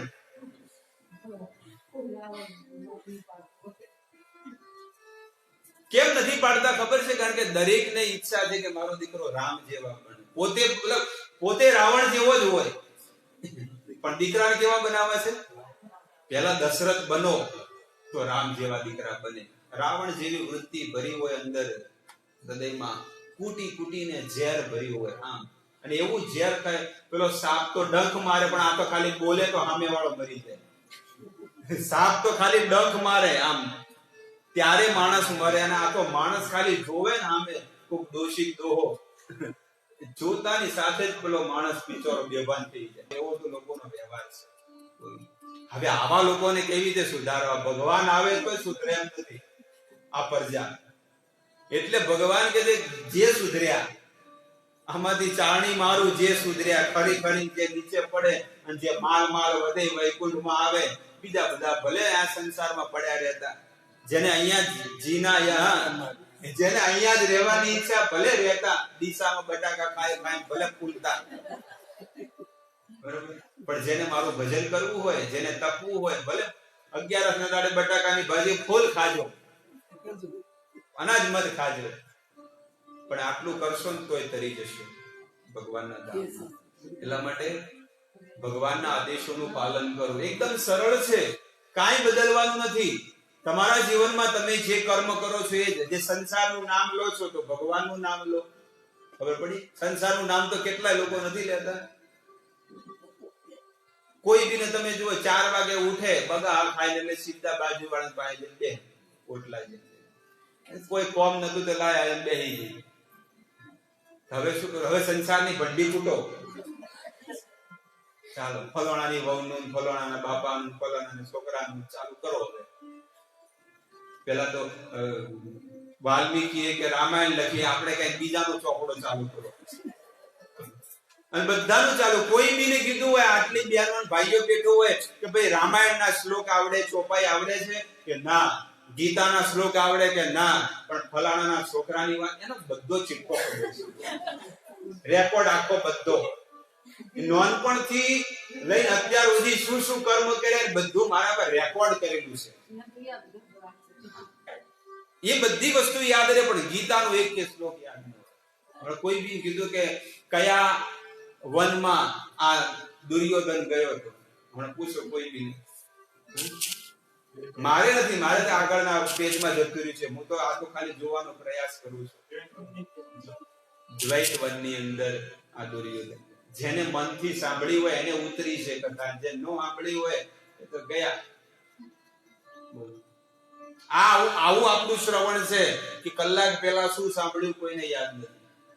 શું કરવાનું કળિયુગનું જીવ. એટલે તો ભગવાન કહે છે કાઈ નહીં, ખાઈ તે સોઈ તે જથા તથા નામ લઈ, ખાતા પીતા ઉઠતા બેસતા બસ મારું નામ લેશે ને તોય તરી જશે કળિયુગના જીવાત્મા. એટલા માટે સરળ રસ્તો આપ્યો છે, તો એ લો અને પોતાના જીવનને ધન્ય કરો, અને બની શકે તો 2-5 જણા વધારે લાવો તો એનું કલ્યાણ થાય. ઠીક છે. અને જન્માષ્ટમીના ઉત્સવ અને બહુ ધૂમધામથી અમારે પાલનપુર ક્ષેત્રમાં ની અંદર 3 લાખનો ખર્ચો છે આ મંદિરના કાર્યમાં, અને બહુ મોટું આયોજન અમે કરીએ છીએ. તો તમે બધા આવો અને તન મન ધનથી આ મંદિરને હેલ્પ કરો. અમારે તો બીજું કાઈ નહીં, હવે ભગવાનનો ઉત્સવ સારો થવો જોઈએ, અને ભગવાનનો જેટલો ઐશ્વર્ય ભાવથી એટલો સારો ઉત્સવ કરીએ તો ભગવાન ખુશ થઈ જાય એ જીવની ઉપર. તો તમે બધા 7 દિવસની કથા છે મહેશ્વરી એસી હોલ, એની અંદર અમે આયોજન કર્યું છે. પાલનપુરમાં સૌથી સારામાં સારી જગ્યા છે મહેશ્વરી હોલ, જે દિલ્હી ગેટ છે. ત્યાં આગળ 7 દિવસ 2 ટાઈમ કથા છે, 3 થી 6 બપોરે અને રાત્રે 8 થી 11. તમારું બધાનું કર્તવ્ય બને છે કે તમારે આવવું પડે, તમારે બધાએ આવવું પડે.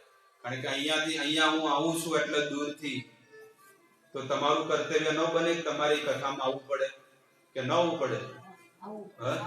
તમને અહીંયા સુધી હું અહીંયા કથા સંભળાવવા આવું છું, ભગવાનના ગુણ ગાઉં છું, તો તમારે બી ત્યાં ઠાકોરજીના દર્શન કરવા માટે મહિનામાં 1 વાર તો આવવું પડે કે આ રવિવારે અમે ભગવાનના દર્શન કરવા જઈશું, ભગવાનની કથા સાંભળીશું. કેવું મંદિર છે, કેવા ભગવાન છે, લાવો આપણે દર્શન કરવા. તો એમ તો ન આવું પણ વર્ષમાં 1 વાર તો આવવું જોઈએ. આવી મોટી મોટી કથાઓ ને ઉત્સવ હોય એમાં તો એટલીસ્ટ તમારે આવવું જોઈએ બધાએ. તો જન્માષ્ટમી પહેલા, જન્માષ્ટમી 24 ઓગસ્ટે છે અને કથા 17 તારીખથી ચાલુ થશે, શનિવાર 17 તારીખ, 17-8 ઓગસ્ટ, 8મો મહિનો. 17 થી 23 તારીખ સુધી 7 દિવસ 2 ટાઈમ કથા છે. અને એ કથામાં બોમ્બે થી આવવાના છે, સુરત થી આવવાના છે, ભાવનગર થી આવવાના છે, સ્વરૂપગંજ, મારવાડ, આ બધી જગ્યાએથી પણ બધા ભક્તો આવવાના છે, મહેસાણા થી આવવાના છે, પાટણ થી આવવાના છે, અને અમદાવાદના ભક્તો બધા, એટલે દૂર દૂરથી બધા ભક્તો આ કથાનો લાભ લેવા માટે બધા પધારવાના છે. તો તમારે માત્ર 25 કિલોમીટર દૂર આવવાનું છે. લોકો 1000 કિલોમીટર દૂરથી આવશે ભગવાનના 7 દિવસ સુધી લાભ લેવા માટે. આપણે માત્ર 2-3 દિવસ તો આવો અને એનો લાભ લો, અને ભાગવત સપ્તાહનું જે કથાનો લાભ લઈને એ જીવાત્મા મુક્ત થઈ જાય. એટલું સુંદર આયોજન છે. જન્માષ્ટમી ઉત્સવમાં ભગવાનના જન્મ ઉત્સવની કથા છે, અને સંગીતમય કથા છે, અને ધૂમધામથી સિંધી પરિવાર છે એમના ઘરેથી આ પધાર્યા છે, એમના ઘરેથી પોથી યાત્રા નીકળશે બહુ ધૂમધામથી. શાસ્ત્ર કે આ ઉત્સવમાં ભાગ લો. બને એટલા અમે તમારા વિસ્તારમાં ભગવાનની સેવા માટે તમારા ઘરે આવશું, અને તમારી પાસે કંઈક માંગશું. પણ કોની માટે? ભગવાનની માટે, ભગવાનના ઉત્સવ માટે. કે અમારે બહુ ધૂમધામથી 7 દિવસ બધાને જમાડવા છે, પ્રસાદ ખવડાવવો છે, અને જન્માષ્ટમી ઉત્સવમાં લગભગ 1500-2000 માણસો જમે એવું મોટું આયોજન કરવું છે, અને બધા લોકો પ્રસાદી લઈને જાય. તો એમાં કોઈ તેલનો ડબ્બો આપે, કોઈ ઘીનો ડબ્બો આપે, કોઈ શાકભાજી આપે, કોઈ કાચું સીધું આપે, કંઈક પણ વસ્તુ તમે આપી શકો છો આ 8 દિવસના કાર્યક્રમની અંદર. તો બધા લોકો તૈયાર રહેજો, તમારા ઘરે આવશું, તમારી જે ઈચ્છા હશે તમે જે કહો એ અમે લઈને જશું. ઠીક છે? તો આ કથાથી આપણે ખાલી એક જ વસ્તુ શીખવાની છે કે ભગવાનમાં તન્મય થવાનું છે. ભગવાનની સાંજ પડતા પડતા જો 100 રૂપિયા મળે ને તો એમાં 10મો ભાગ ભગવાનની સેવામાં કાઢવાનો. અને આ શરીરથી બને એટલું કર્મ સારું કરવું જોઈએ, તપસ્વી બનવું જોઈએ, ઇન્દ્રિયોને તપાવવી જોઈએ. ઇન્દ્રિયોને જેટલા ભોગ આપશો એટલી એ દૂષિત બનશે અને નરકનો અધિકારી બનશે. અને ઇન્દ્રિયોને જેટલી તપાવશો એ શુદ્ધ બનશે અને ભગવાનના ઘરે પહોંચી જશે. બસ આટલું હું તમને કહું છું. ભોગમાં લાગ્યા તો દુઃખ મળશે અને તપાવશો તો સુખ મળશે. બસ આ જીવન થોડું તપવાનું છે. મારે 40 વર્ષ થઈ ગયા અને લગભગ 22-23 વર્ષનો હતો ત્યારથી ભગવાનની સેવામાં લાગી ગયો છું. તો મને એક અંદર શું કહેવાય સુખ મળે છે કે મેં મારું જીવનમાં જે 17-18 વર્ષ જે મેં વિતાવ્યા એ બધા ભગવાનની સેવામાં લાગ્યા છે. અને ભગવાન એ જ કૃપા કરજો કે છેલ્લી ઘડી સુધી તમારા ગુણ ગાઉં, મંદિર ચલાવું, તમારી સેવા કરું અને આમ કરતા કરતા મારી ઘડી, મારા છેલ્લા શ્વાસ છૂટે. બસ આજ તમારી પાસે માંગુ છું. તો દરેક ભક્તએ આવો વિચાર કરવો જોઈએ. દરેક ભક્તએ બીજાનું કલ્યાણ કાંઈ થાય કે ન થાય પણ પેલા પોતાનું તો કરીએ. પોતે તો પેલા ભક્ત બનીએ અને પછી બીજાનું કલ્યાણ કરવું જોઈએ. તો બધા માળા કરો. જેની પાસે માળા ન હોય તો માળા લઈ જાય. ઠીક છે? તો હવે ભગવાનની આરતી થશે. આરતીની તૈયારી થઈ ગઈ હોય તો લાવો.